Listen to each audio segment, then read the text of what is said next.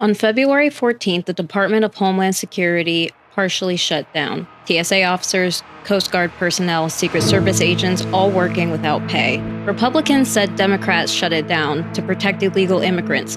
Democrats said Republicans were forcing through a bill that would fund an agency that shot and killed 2 American citizens without accountability. Both of those framings left out a lot. Today, we're going to go through exactly what happened, what the bill actually does, what 3 different types of media coverage got wrong, and why the most important story in all of this got almost no coverage at all. There was a lot of stuff that happened in Congress the last week: the kids' online safety and App Store accountability, the housing legislation in the Senate, Trump's legislative threats about the SAVE Act, Native American water rights, FEMA Reform Commission, and tribal land home ownership. But I really want to focus on this topic because it was overshadowed a lot by, of course, the war in Iran. Anyway, back to the action. H.R. 7744, the Department of Homeland Security Appropriations Act 2026, is a $97.4 billion federal funding bill. It provides $64.4 billion in baseline discretionary funding for agencies like Customs and Border Protection and ICE, plus $26.4 billion for disaster relief through FEMA. The bill was introduced by Representative Tom Cole of Oklahoma and passed the House on March 5th by a vote of 221 to 209. It now goes to the Senate, where it needs 60 votes to advance, not 51, and we'll come back to why that matters. The DHS shutdown itself started on February 14th after Congress failed to pass a funding bill before the deadline. Since then, the shutdown has been the backdrop to every negotiation and also, as it turns out, a tool that both sides have tried to use. But if agencies aren't being funded, how are they still working?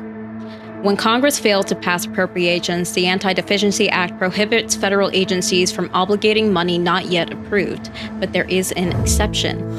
Agencies continue operating when there is an emergency involving the safety of human life or the protection of property. That's why TSA officers, the Coast Guard, and the Secret Service kept working, even without pay. They're designated essential. Something else that's essential to understand is the closed rule. H.R. 7744 was brought to the House floor under what is called a closed rule, a procedural decision made by the House Rules Committee. Under a closed rule, no amendments can be offered by either side. This matters for the bipartisan claim we're about to discuss. If the rule prohibits amendments, there is no floor process by which bipartisan input could have been incorporated. The bill that passed was exactly the bill the Rules Committee approved. 3 major claims are circulating. First, the DHS bill was bipartisan. Second, Democrats shut down DHS to protect illegal immigrants. And third, the DHS shutdown endangered national security. TSA officers and Coast Guard went unpaid while Democrats played politics. 4 Democrats voted for the bill. That's the entire basis of the bipartisan claim. 4 out of 209 Democratic votes. The bill was brought to the floor under a closed rule, which by design prevented any bipartisan compromise from being offered. You cannot call a bill bipartisan when the procedure used to pass it structurally blocked any bipartisan input. This claim requires separating 2 things: the shutdown itself and what Democrats were actually demanding. First, ICE and CBP were not going to stop operating during a DHS shutdown, regardless of how Democrats voted. That's the Antideficiency Act at work.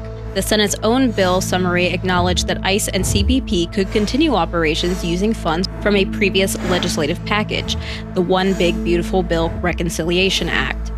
Even with no new appropriations, Democrats' defunded border enforcement describes something that legally cannot happen during a shutdown. What Democrats were demanding was not less ICE funding. It was legal constraints on how ICE operates: a ban on agents wearing masks, mandatory body cameras, required identification, and judicial warrants, not administrative warrants, before entering private residences. That last one is the most legally significant, and we'll explain the difference in a moment. TSA officers and Coast Guard personnel did work without pay. That is real. But the national security framing gets complicated quickly when you look at what happened with FEMA's Disaster Relief Fund, and this is the part that got almost no coverage. As of February 19th, FEMA reported the Disaster Relief Fund had a balance of $9.6 billion. The agency's own formal threshold for activating funding constraints, a mechanism called immediate needs funding, kicks in when the balance drops to around $3 billion. The freeze was triggered at nearly 3 times that threshold. 4 days after Homeland Security Secretary Kristi Noem announced that FEMA funding would not move forward for ongoing disasters, FEMA released more than $5 billion. A former senior FEMA official independently confirmed to reporters that using reimbursement slowdowns as a negotiating tool is not unheard of. The point isn't that disaster relief is never impacted by shutdowns. It is. The point is that the timeline here suggests the funding pause was a choice, not a mechanical consequence of the lapse. But why do Democrats keep bringing up administrative warrants versus judicial warrants? ICE agents currently use administrative warrants, documents signed by an ICE supervisor, not a federal judge. Under the Fourth Amendment, administrative warrants do not authorize entry into private property without the occupant's consent. Judicial warrants are signed by a neutral magistrate or judge and do authorize entry. Democrats demand that ICE obtain judicial warrants before entering private residences. It's not a new legal standard, it is the existing constitutional standard for law enforcement. The significance of the demand is that ICE has been operating outside the standard, and Democrats wanted the funding bill to codify it. Republicans characterized that this is an attempt to obstruct enforcement. It's worth knowing what the underlying legal argument actually is before accepting either framing. So we have 3 different stories about the same week. In conservative media, they emphasize that DHS workers were victims. Democrats are villains who reneged on a deal.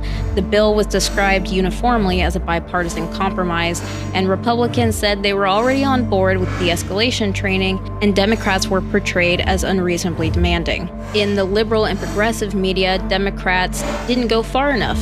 Schumer's demands were too modest. The real failure was Democratic capitulation, not Republican obstruction. The leverage was wasted. And in mainstream and wire services, a legitimate negotiation derailed by an external crisis, specifically the January 21st shooting of Alex Peretti in Minneapolis, which caused Senator Patty Murray to reverse her yes vote. Now, as for what they left out, conservatives left out the closed rule, the 60-vote Senate threshold, the FEMA timeline, the distinction between administrative and judicial warrants, and the fact that ICE was already fully funded through other legislation. The liberals left out the operational reality. Even the progressive critique acknowledged implicitly that a DHS shutdown doesn't stop ICE. The mainstream media left out the FEMA Disaster Relief Fund, the distinction between the 60-vote threshold and a simple majority block, and the administrative versus judicial warrant distinction. But what they all missed was that the FEMA freeze happened at $9.6 billion, 3 times its threshold, $5 billion released 4 days after the announcement. And that's a story that most directly connects the shutdown to the decisions being made, not to automatic consequences. Here's what you need to hold on to from this week, and what the coverage on all sides failed to clearly say. First, the bipartisan claim requires a procedure question. You can't describe a bill as bipartisan if the rule used to bring it to the floor structurally prevented any bipartisan input. 4 votes out of 209 is a result. A closed rule is the explanation for the result. Second, Democrats were not blocking ICE funding. ICE was already funded and would have continued operating through DHS shutdown under existing law. What Democrats were blocking was new appropriations without accountability rules attached. Whether you think those rules were reasonable or not is a separate question, but the factual claim that Democrats defunded or shut down border enforcement describes something that didn't and couldn't happen. Third, the FEMA story is the most important and the least covered part of this. When an agency with $9.6 billion in reserves pauses disbursements and then releases $5 billion 4 days after announcing the pause, the question isn't whether a shutdown affects disaster victims. It does. The question is whether the timing and scale of the pause was a mechanical consequence or a decision. The evidence suggests that it was a decision. The DHS shutdown ended this week, at least in the House, and whether the Senate passes this bill in any form and what changes may be made in the process is something to look out for in the coming week. But the pattern this week is worth naming. Every frame we looked at treated the shutdown as either a Democratic failure or a Democratic strategy. What none of them explained was the mechanics, why ICE kept operating, why FEMA stopped paying, and why the Senate vote wasn't a simple majority question. Those mechanics are how you tell the difference between what was a consequence and what was a choice. All my sources are linked below, and I will see you next week.